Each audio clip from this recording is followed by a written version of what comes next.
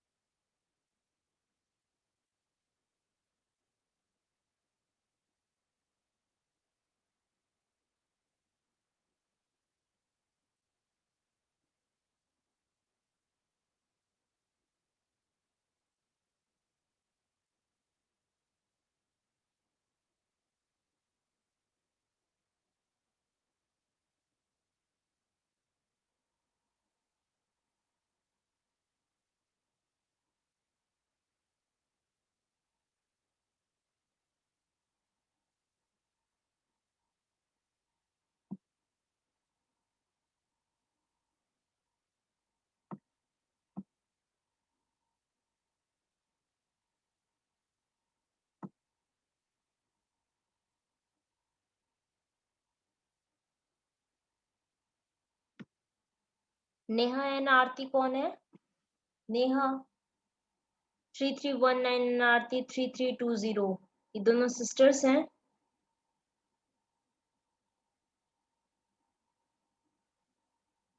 Yes ma'am.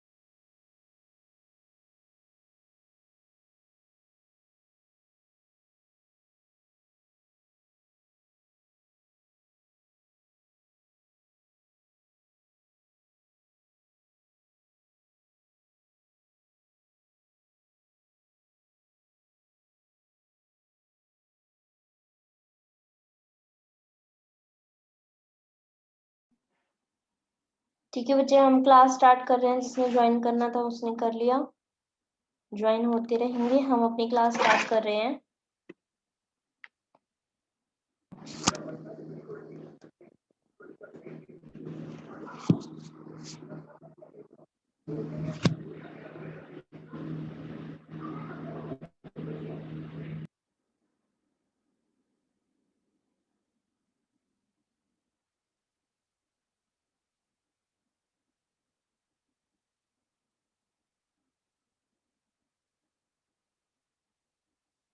Last class में मैंने आपको कहा था कि हम एलएस कपलिंग के थ्रू टर्म्स फाइंड आउट करनी देखेंगे। ठीक है, तो हमने जो टर्म्स फाइंड आउट करनी देखी थी वो हमने single valence electron and doublet valence electron, यानी कि टू वैलेंस इलेक्ट्रॉन अगर आपके पास है वो आपने देख लिए थे। ठीक है, मैंने equivalent and non equivalent terms भी आपको बता दी थी कि क्या होती हैं। तो उसके अंदर मैंने आपको एग्जाम्पल एक पहले आपको समझाया हुआ है कि नॉन इक्विवेलेंट टर्म जिसमें एन की वैल्यू सेम ना हो वो होता है उसके अंदर आपके ऑर्बिट सिमिलर हो भी सकते हैं और नहीं भी हो सकते। जैसे यहाँ पे आपका एस पी है और इसके अलावा आप एग्जाम्पल ले सकते हैं वन पी और जैसे टू पी की उसमें हो गया। तो ये दोनों आपके अलग अलग है। One S two S B आपका एग्जाम्पल हो सकता है one S and two X two S, ये भी आप एग्जाम्पल ले सकते हो। और इनके इन टर्म्स को क्या बोलते हैं बेटा, नॉन इक्विवेलेंट टर्म। तो ये 101% श्योर है इस टाइप के आपके एक एग्जाम्पल, ये एक क्वेश्चन जो है वो आपके एग्जाम में जरूर मिलेगा। ठीक है, तो इसके अंदर वो मेनली जो टर्म्स पूछता है वो ये कहता है कि एक तो आपको पी पी की आपको क्या बतानी है, टर्म्स फाइंड आउट करनी है, और एक आपको पी स्क्वायर की टर्म्स फाइंड आउट करनी है। ठीक है, कल हमने यहीं तक ही छोड़ा था हमारा टॉपिक कि इसके अंदर किस तरीके से हमारी टर्म्स फाइंड आउट होंगी। तो मैंने आपको कहा था कि आज के लेक्चर के अंदर करेंगे। तो पी के अंदर अगर टर्म फाइंड आउट करनी है तो ओनली पी यानी कि आपका कौन से पैटर्न हो रहा है, नॉन इक्विवेलेंट वाला पैटर्न मैं इसके अंदर बता रही हूँ। नॉन इक्विवेलेंट जिसके अंदर ये 1 है और ये 2 टाइम्स आपका n की वैल्यू है। तो यहाँ पे आप किस तरीके से करोगे, L1 की वैल्यू लिख लेंगे और L2 की वैल्यू लिख लेंगे। ठीक है, अगर n डिफरेंट है आपके यहाँ पे और PP की टर्म है या SS की टर्म होती है, DD की टर्म होती, कोई भी टर्म इसके अंदर है, तो उसमें आपने क्या करना है, पहले ये देखना है कि क्या वो इस फॉर्म में दिया हुआ है या इस फॉर्म में। सबसे पहले उसकी रिप्रेजेंटेशन देखना। ठीक है, अगर इस फॉर्म में अगर है आपका तो इसका मतलब वो कौन सा है, इक्विवेलेंट टर्म है आपकी। इक्विवेलेंट के लिए जो दो मेथड मैं आपको बताऊंगी आज, आप उस तरीके से कोई सा भी फॉलो कर सकते हो। ठीक है, वैसे करके आना है।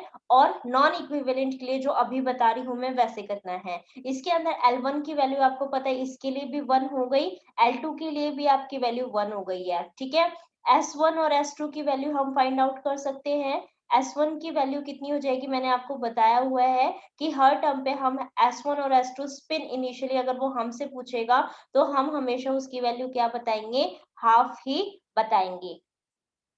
ठीक है, अब क्या करना है इसके अंदर हमें, इसके अंदर अब क्योंकि टर्म फाइंड आउट करनी है और टर्म जब भी अगर उसने नहीं बोला है तो इसका मतलब हमें पता है वैसे तो कि जे कपलिंग से नंबर ऑफ टर्म्स तो आ सकती हैं, लेकिन टर्म जो स्पेक्ट्रोस्कोपिक टर्म्स हैं वो आप नहीं निकाल सकते। ठीक है, नंबर ऑफ टर्म्स तो हमें ऐसे पता चल जाता है कि भाई कौन कितने नंबर ऑफ कॉम्बिनेशन बन रहे हैं, जैसे हाफ और 3/2 का हो गया, हाफ हाफ का बन रहा है। इस तरीके के नंबर ऑफ कॉम्बिनेशन से, पॉसिबल नंबर ऑफ कॉम्बिनेशन से और उनकी जे की वैल्यू से हम ये पता लगा देंगे कि टर्म इतनी आएंगी, लेकिन टर्म कौन कौन सी है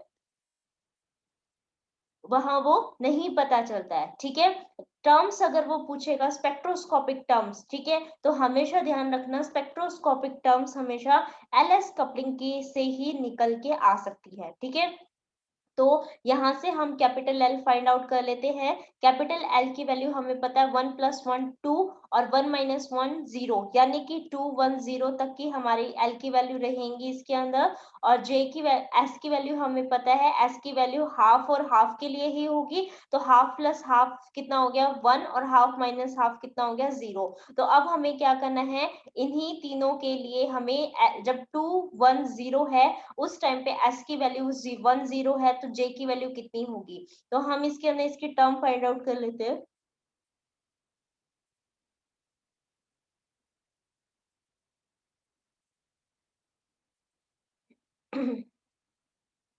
एक तो इसके लिए कर ली हमने, ठीक है, फटाफट से करो फाइंड और मुझे बताओ कि क्या रिजल्ट आ रहा है। इतना मैं ये और लिख लूं, आप मुझे टर्म्स बताओ, एल की वैल्यू इतनी और एस की वैल्यू इतनी, तो टर्म इतनी आ गई, ऐसे बताना। फटाफट करो और बताओ ताकि जल्दी जल्दी हो जाए कवर।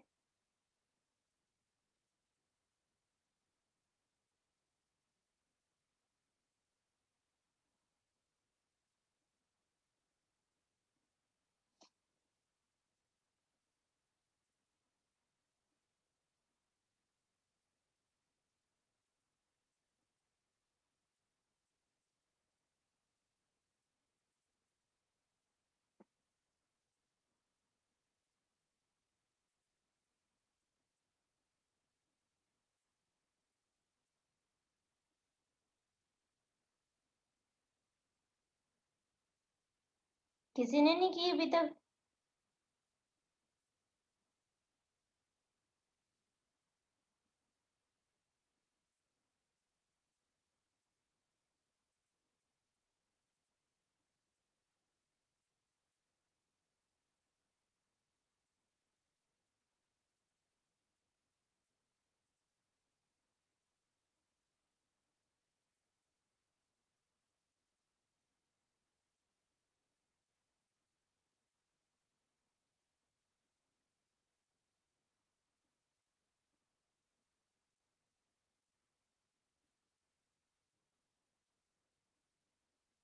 किसी को नहीं आई निकालनी टर्म्स? ये तो बहुत गलत बात है। जब एल की वैल्यू 2 है और इसकी आपकी एस की वैल्यू 1 है, तो क्या टर्म आएगी? क्या आपको नहीं आता ये निकालना?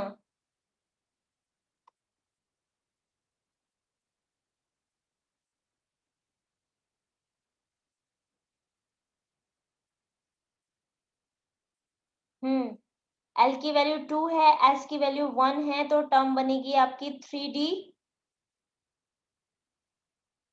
3 to 1। Correct Nilesh. Next, unmute कर दूं?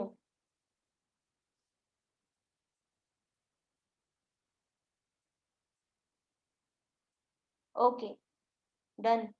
अब बोलो।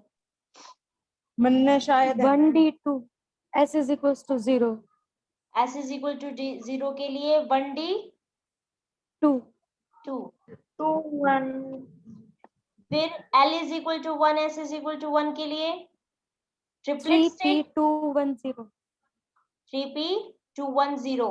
210 नेक्स्ट के लिए एस इज इक्वल टू 0 के लिए 1P1 1P1। 1P1 L is equal to 1 S is equal to 1। 3S1 और S is equal to 0 L is equal to 0 1S0 1S0। देखो अब यहाँ पे कितनी टर्म्स हुई है टोटल? 3 + 3 और 6 और 4 कितनी होगी? 10। ठीक है, तो टोटल 10 टर्म्स है ना। तो इसका मतलब क्या हुआ कि जब आपने इसके अंदर कौन सी इसमें ली हुई है, जब एलएस कपलिंग के थ्रू और नॉन इक्विवेलेंट टर्म आपने फाइंड आउट करी है पीपी के लिए, ठीक है, तो आपके पास यहाँ पे कितना हुआ है? टोटल 10 टर्म्स आई हैं, ठीक है, टोटल 10 टर्म्स आपकी आई हैं P.P के लिए, ठीक है। अब आपको कौन सा करना है इसके अंदर? इक्विवेलेंट टर्म के लिए फाइंड आउट करनी है, ठीक है। इक्विवेलेंट टर्म्स के लिए मैंने कल आपको ब्रिट्स मेथड के लिए बता रही थी, तो पहले मैं ब्रिट्स मेथड से ही आपको बता रही हूँ, उसके बाद दूसरा मेथड बताऊंगी, ठीक है। मेरे ख्याल से ब्रिट्स मेथड थोड़ा आपके लिए इजी हो जाएगा, तो आप उसी को ही फॉलो करके आना। वैसे दूसरा वाला भी मेथड इजी है, अगर ज्यादा मार्क्स में आता है तो दूसरा वाला मेथड कर देना, वो थोड़ा लेंथी दिखेगा, ठीक है। दोनों ही इजी है, दोनों के अंदर कोई प्रॉब्लम नहीं आएगी आपको। देखो ब्रिट्स मेथड के अंदर आपको किस टाइप की टर्म्स अगर हो तो अप्लाई करना है, इस तरीके की टर्म हो, ठीक है। पी स्क्वायर, डी स्क्वायर, ठीक है, एफ स्क्वायर, इस टाइप की टर्म्स होंगी जहां पे एन आपको एक ही सिमिलर एन मिलेगा। यहाँ पे इसका मतलब क्या है, 1p डॉट 1p, इसका मतलब ये है, ठीक है। तो अगर एन की वैल्यू सेम है तो उस टाइम पे आप क्या करोगे, ब्रिट्स मेथड को अप्लाई करोगे। ब्रिट्स मेथड के लिए क्या करते हैं हम हमेशा बच्चे, p एक बार लिखेंगे, ठीक है। यस ज्योति, हैंड रेस किया है ज्योति ने। ज्योति कोई प्रॉब्लम है?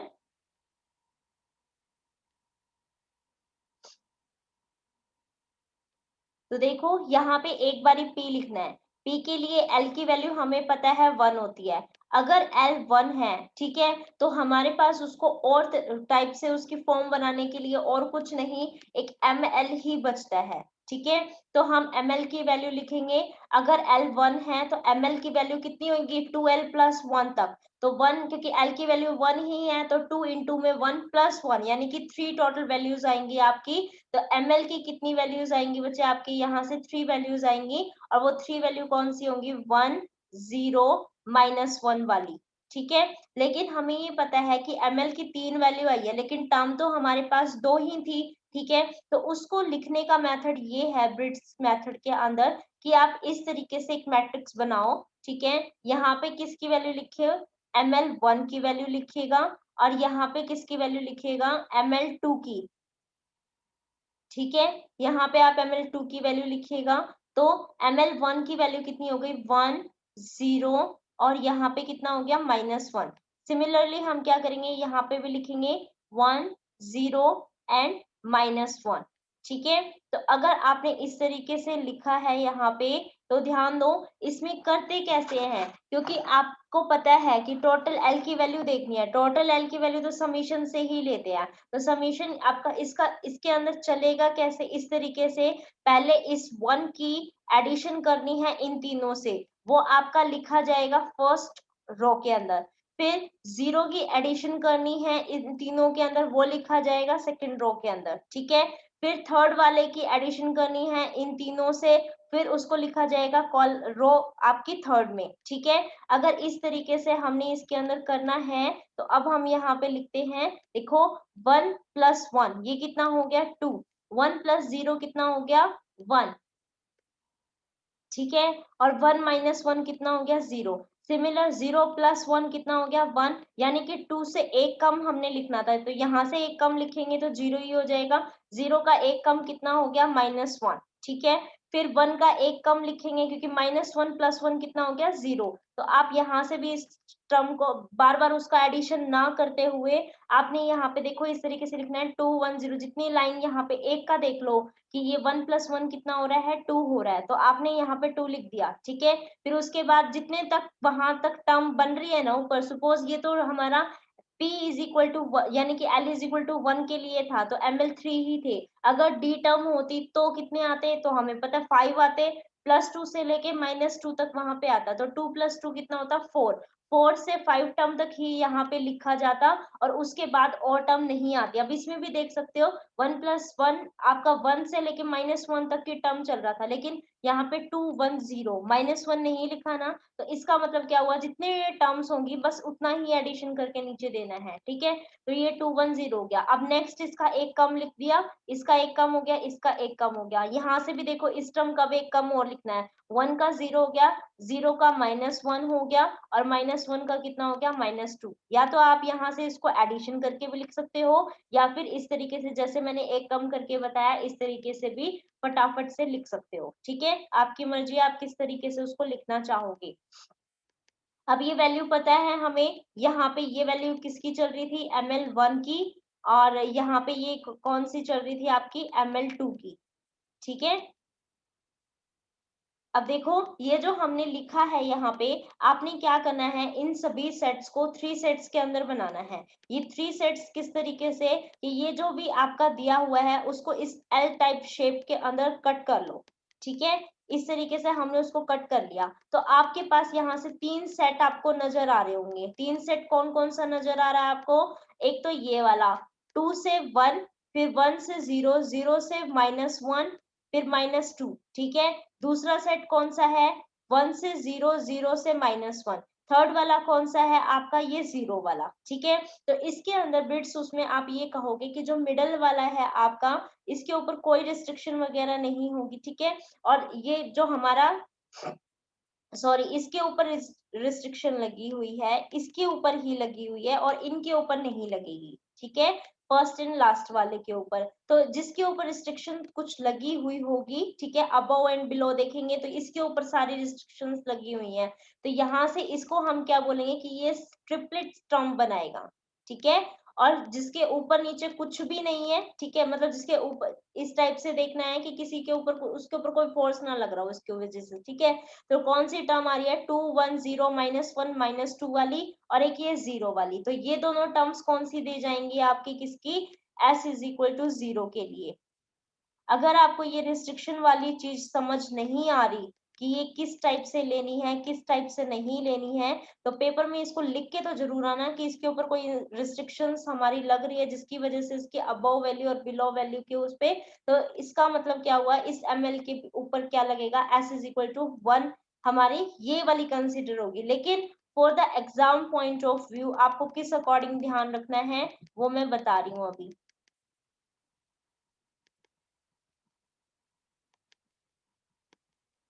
एग्जाम पॉइंट ऑफ व्यू से आपको ये जो ML1 था ना, इस ML1 से इस ML2 तक की ये लाइन ऐसे आपको ड्रॉ करनी है, ठीक है। इस ML1 और ML2 के बाद जो ये वाला आपका टर्म बच गया, ध्यान से देख रहे हो ना, 1 0 -1, जो ये बच जाएगा यहाँ पे, चाहे ये हो चाहे और कोई भी टर्म बन रही हो, ठीक है। इस तरीके से जो ये अब यहाँ पे ये जो सेट बनेगा ना, इधर वाला सेट ये एक बना, अगर मैं डी के लिए लेती तो 2 भी बन सकते थे।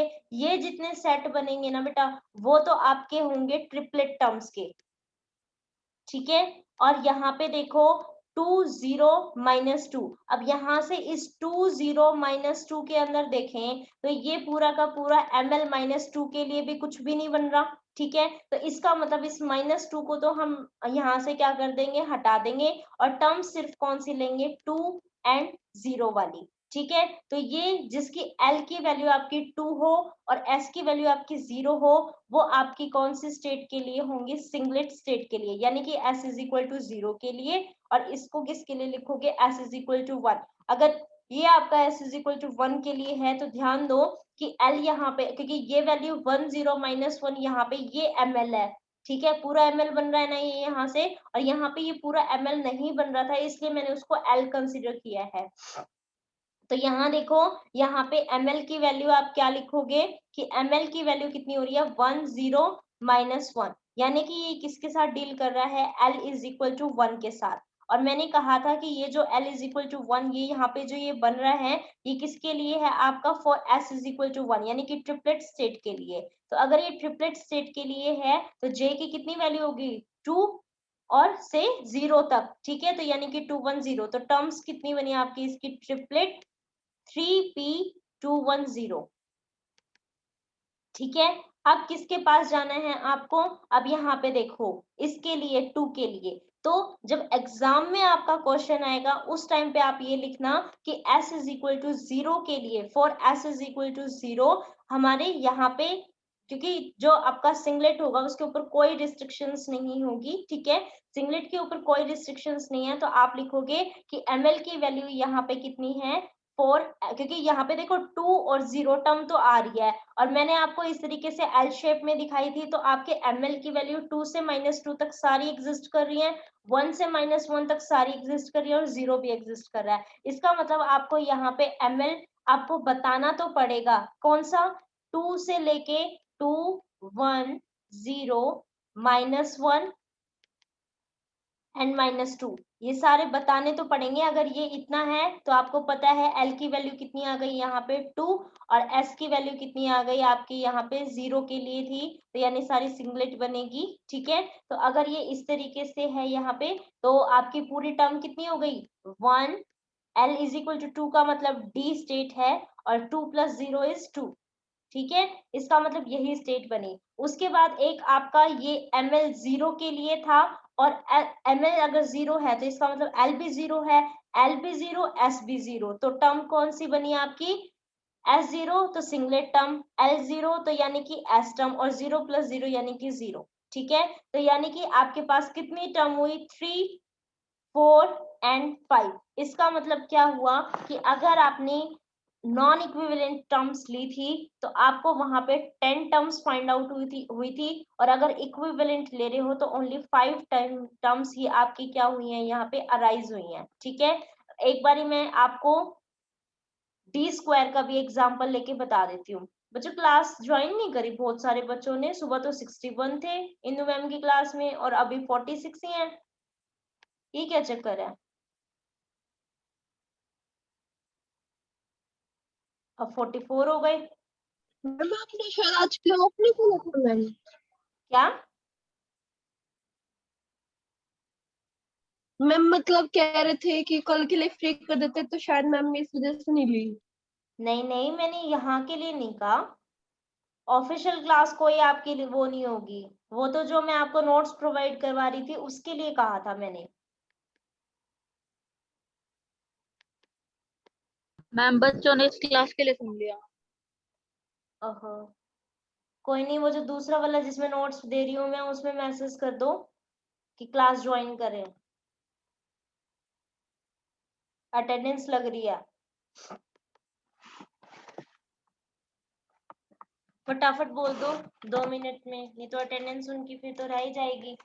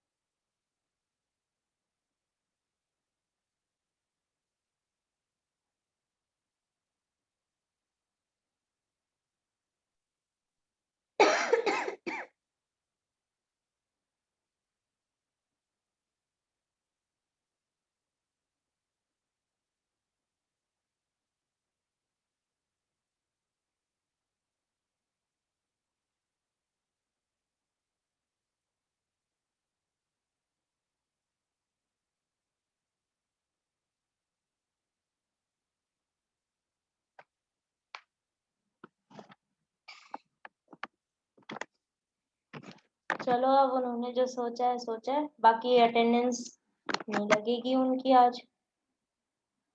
अगर आपकी कोई फ्रेंड है, आपको ऐसा लगता है कि वो रहती है, तो उसके पास मैसेज कर दो एटलीस्ट अटेंडेंस के लिए, तो आ जाया करो।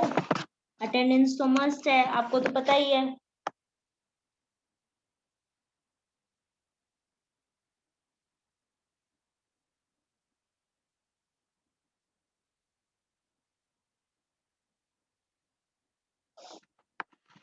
मैं करवा रही हूँ 10 मिनट से, किसी को अटेंडेंस लगवानी हो तो ज्वाइन कर लीजिए।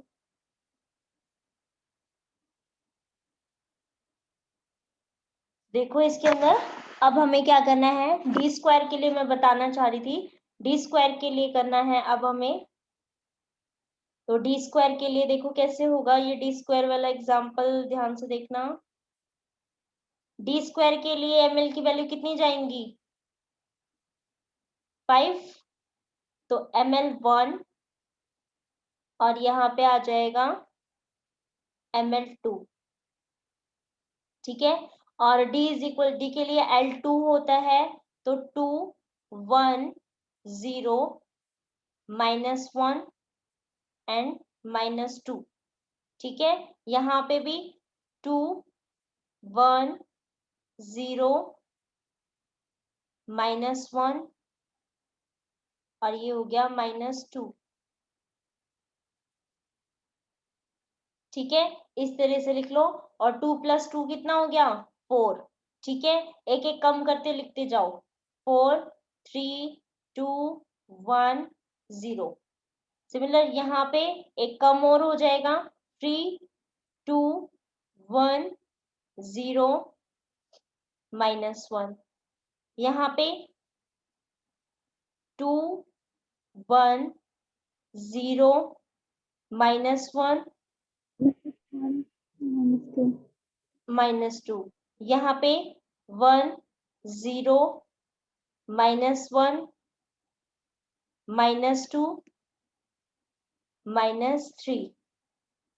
और यहाँ पे एक कम और 0 -1 -2 -3 और -4।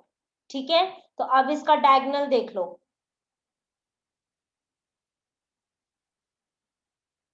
यही वाला जा रहा है। ठीक है, इसमें से -2 और -4 को तो हटा देना। मेन क्या हुआ आपकी, ये एल की देखनी है, जो डायगोनल में लिखे हैं वो सीधा डायरेक्ट एल लिखना है 4 और 2।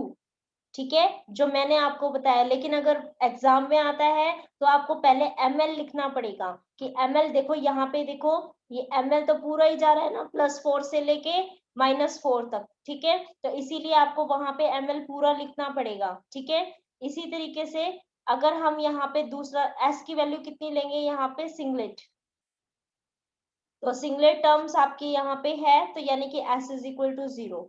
अब नीचे देखो कौन कौन सी टर्म होगी। नीचे वाली टर्म ध्यान से देखना कैसे देखनी है। देखो ये 3 से लेके -3 पूरा कंप्लीट है, ये वाला इधर से ये पूरा कंप्लीट है। ठीक है, तो और s आपका 0, क्योंकि आपने पहले इसमें 0 नहीं लिया ना, इसमें भी लेना पड़ेगा क्योंकि डायगोनल में 0 एग्जिस्ट कर रहा है, तो वो 0। तो अब कौन सी टर्म्स आएंगी, यहाँ पे दो ही टर्म आएगी। एक तो l की वैल्यू 3 के लिए, और एक कौन सी आपके 2 के लिए आप ले सकते थे, लेकिन 2 के लिए 1 मिनट, 2 तो इसमें आ गया ना। 1 मिनट रुको भाई, 1 मिनट। ये देखो 2 इस डायगोनल के अंदर आया हुआ है, ऐसे है ये। ठीक है, तो टर्म कौन सी हुई, 1 0 -1। तो l इज इक्वल टू 3 और 1 के लिए ये टर्म कौन सी होगी आपकी, ट्रिपलेट। तो s इज इक्वल टू 1। तो आप इस तरीके से वहां पे लिख के आओगे और क्या बताओगे कि आपका for s is equal to 1, दो के ऊपर रिस्ट्रिक्शंस लगी हुई हैं। किस किस के ऊपर, देखो ये बीच में जो लाई कर रहे हैं आपके, जिनके ऊपर आपने रिस्ट्रिक्शंस बताई हैं, वो कौन किस किस के ऊपर रिस्ट्रिक्शंस बता रहे हो आप। जैसे इसमें इस तरीके से l की टर्म में मैंने बना दिया, एक ये बन गया, एक ये बन गया, एक ये बन गया, एक ये बन गया। ठीक है, और यहाँ पे ये वाला 0 भी था। तो किस किस के ऊपर, एक छोड़ के एक जिसके ऊपर रिस्ट्रिक्शन लग रही है वो लिखनी है। इसके ऊपर लग रही है और इसके ऊपर लग रही है। तो आप 2 ml यहाँ पे लिख के आओगे। ml की वैल्यू +3 से लेके कहाँ तक, -3 तक। और एक आपने लिखना है ml की वैल्यू +1 से लेके -1। तो ये 0 और एग्जिस्ट कर रहा था, इसका तो लिख ही देती हूँ। और s इज इक्वल टू 0, जिसके ऊपर कोई रिस्ट्रिक्शन नहीं लग रही, वो लिखनी है। तो वहां पे आप ml की वैल्यू कैसे लिखोगे, ml की वैल्यू कितनी हो गई आपकी, +4 से लेके -4 तक जितनी टर्म्स एग्जिस्ट कर रही हैं वो। सेकेंड ml आपका कितना होगा, +2 से लेके -2 तक। और थर्ड कौन सा हो जाएगा, ml जिसकी वैल्यू 0 है। और फिर इनके बिहाफ पे क्या बतानी है आपको, टर्म्स बतानी है। तो टर्म्स कौन कौन सी होगी, देखो अगर आपको s इज इक्वल टू 1 और l is equal to 3, l is equal to 3 पे कौन सी टर्म्स होती है,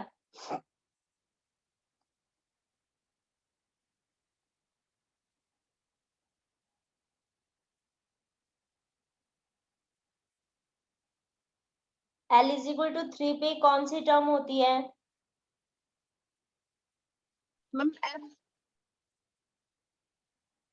कौन सी, F मैम F टर्म, और S इज इक्वल टू 1 है, इसका मतलब ट्रिपलेट स्टेट है, और यहाँ पे कितनी 4 से लेके 2 तक, यानी कि 4 3 2 इतनी एग्जिस्ट करेगी, ठीक है।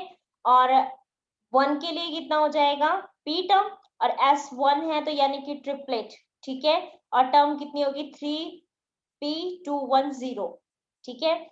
और इनके बीच में कॉमन लगा के आना है, क्योंकि ये अलग अलग टर्म्स को रिप्रेजेंट कर रही हैं, ठीक है। सेम L और सेम S की टर्म और J अगर डिफरेंट है तो आप उसको इस तरीके से डिनोट कर सकते हो। अदरवाइज कहीं पे अगर J सेम हो, S सेम हो, तो आप L को इस तरीके से रिप्रेजेंट नहीं करोगे। ये सिर्फ पैटर्न किसके लिए है, अगर L सेम है और मल्टीप्लिसिटी सेम है, J की वैल्यू आपकी वेरी करिए और एक ही सीक्वेंस में है, तो आप उसको इस तरीके से डिनोट कर सकते हो, ठीक है। अब इसके लिए करना है, इसके लिए अगर टर्म करनी है जो ये आपका ऊपर वाला है, उसके लिए तो सारी सिंगलेट टर्म्स बनेगी, तो 1 L इज इक्वल टू 4 के लिए मैंने आपको बताया था, L इज इक्वल टू 4 कौन सा होता है, G, F के बाद तो G आएगा ना, ठीक है।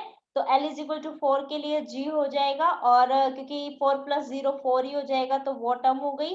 नेक्स्ट टर्म कौन सी हो गई, L इज इक्वल टू 2 यानी कि D टर्म, और S1 है तो यानी S0 है तो यानी कि सिंगलेट टर्म, और 2 + 0 2 ही रह जाएगा। L इज इक्वल टू 0, इसका मतलब S term, S is equal to 0 यानी कि सिंगलेट टर्म, और 0 + 0 यानी कि 0। तो यानी कि अगर डी स्क्वायर के बारे में बात करते हैं तो टर्म्स कितनी आ रही है, 3 3 6 7 8 9 9 टर्म्स आपकी फाइंड आउट हो रही है अगर हम ब्रिट्स मेथड से देख रहे हैं तो, ठीक है। डी स्क्वायर के लिए कितनी टर्म्स आ रही हैं आपके वहां पे, 9 टर्म्स राइज हो रही हैं। तो आपके लिए होमवर्क है, आपको घर से टर्म्स फाइंड आउट करनी है 1D डॉट 2D के लिए।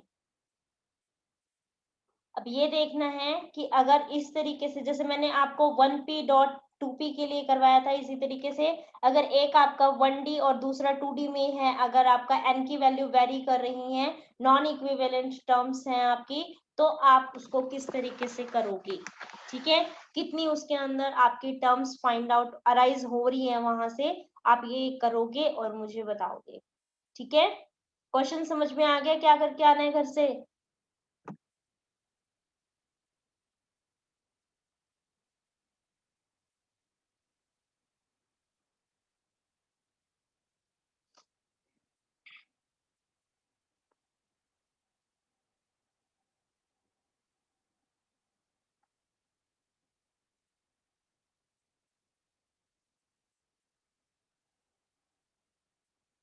क्वेश्चन समझ में आया कि नहीं,